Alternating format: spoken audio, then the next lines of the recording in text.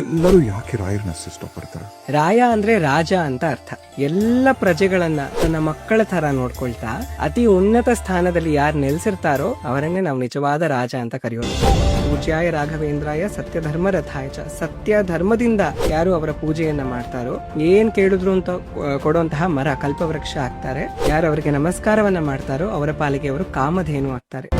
ರಾಯರೇ ಮುಂಚೆ ಪ್ರಹ್ಲಾದ ಆಗಿದ್ದು. ಅವಾಗ ನರಸಿಂಹ ದೇವರು ಹೇಳ್ತಾರೆ, ಮೊದಲು ನಿನಗೆ ಪೂಜೆಯನ್ನ ಅರ್ಪಿಸಿ ಆಮೇಲೆ ನನ್ನ ಹತ್ರ ಬರ್ತಾರೋ ಅವರ ಎಲ್ಲ ಇಷ್ಟಾರ್ಥಗಳನ್ನ ನಾನು ಸಿದ್ಧಿಸ್ತೇನೆ ಅಂತ.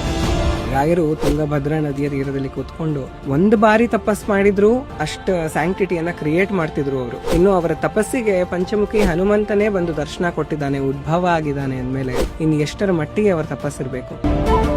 ರಾಯರು ಬೃಂದಾವನ ಪ್ರವೇಶ ಮಾಡ್ತಾರಲ್ಲ, ಬೃಂದಾವನ ಒಳಗೆ ಏನಿದೆ ರಾಯರಿಗೆ ಗೊತ್ತಾಗುತ್ತೆ ಅವರ ಕಾರ್ಯ ಮುಗ್ದಿದೆ, ಸಮಾಪ್ತಿ ಆಗಿದೆ, ಅವತಾರ ಸಮಾಪ್ತಿ ಅಂತ. ಅದಕ್ಕೆ ಅವ್ರು ಏನ್ ಮಾಡ್ತಾರೆ, ಜೀವಂತವಾಗಿ ಹೋಗ್ತಾರೆ. 1200 ಲಕ್ಷ್ಮೀನಾರಾಯಣ ಶಾಲಿಗ್ರಾಮಗಳನ್ನ ಹಾಕ್ತಾರೆ ಬೃಂದಾವನ. ಯಾರು ಶಾಲಿಗ್ರಾಮವನ್ನ ಮುಟ್ಟಿ ಪೂಜೆ ಮಾಡಿರ್ತಾನೋ ಅವನ ಕೈಯನ್ನ ಮುಟ್ಟೋದಿಕ್ಕೆ ದೇವತೆಗಳೆಲ್ಲ ಕ್ಯೂ ಅಲ್ಲಿ ನಿಂತ್ಕೊಳ್ತಾರಂತೆ. ಆ ತರ 1200 ಲಕ್ಷ್ಮೀನಾರಾಯಣ ಶಾಲಿಗ್ರಾಮಗಳನ್ನ ರಾಯರ ಬೃಂದಾವನದಲ್ಲಿ ಹಾಕಿದ್ದಾರೆ. ಇನ್ನೆಷ್ಟು ಮಹಿಮೆ ಇರಬೇಕು.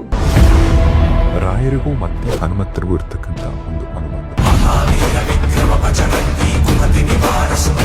ರಾಯರ ಸಂಪ್ರದಾಯದ ಮೂಲ ಗುರುಗಳು ಮಧ್ವಾಚಾರ್ಯರು. ಮಧ್ವಾಚಾರ್ಯರು ವಾಯುದೇವರ ಅವತಾರ. ಮೊದಲನೇ ವಾಯುದೇವರ ಅವತಾರ ಹನುಮಂತ. ಅದಾದ್ಮೇಲೆ ಕಲಿಯುಗದಲ್ಲಿ ವಾಯುದೇವರ ಅವತಾರ ಮಾಡಿದ್ದು ಮಧ್ವಾಚಾರ್ಯರಾಗಿ. ಅವರು ಬಂದು ತಲುಪ್ತಾರೆ ಅಪ್ಪಣ್ಣಾಚಾರ್ಯರು ಬೃಂದಾವನದ ಮುಂದೆ. ಅಷ್ಟರಲ್ಲಿ ಬೃಂದಾವನಸ್ಥರು ಆಗ್ಬಿಟ್ಟಿರ್ತಾರೆ. ಕೊನೆ ಬಾರಿಗೆ ಅಪ್ಪಣ್ಣಾಚಾರ್ಯರು ನೋಡೋದಿಕ್ಕಾಗಲ್ಲ. ಅವಾಗ ಈ ಶ್ರೀರಾಘವೇಂದ್ರ ಸಕಲ ಪ್ರದಾತ ಸ್ವಪಾದ ಕಂಚದ್ವಯ ಭಕ್ತಿ ಮಧ್ಯ